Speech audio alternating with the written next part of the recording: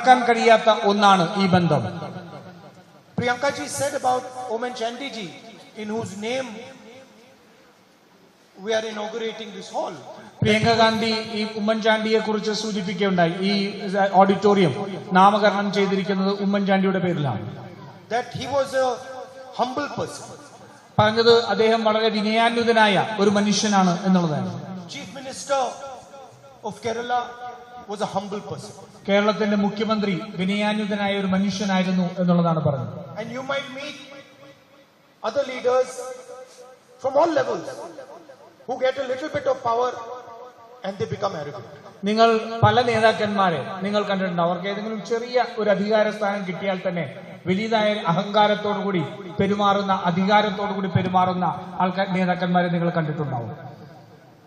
There are very senior leaders in India at the national level who have no humility whatsoever. ദേശീയ നേതൃത്വത്തിൽ തന്നെ നോക്കിയാൽ ഒട്ടേറെ നേതാക്കന്മാരുണ്ടാകും. അവർക്ക് ഒരു തരത്തിലുള്ള സഹാനുഭൂതിയും ഇല്ലാതെ പെരുമാറുന്ന നേതാക്കന്മാർ.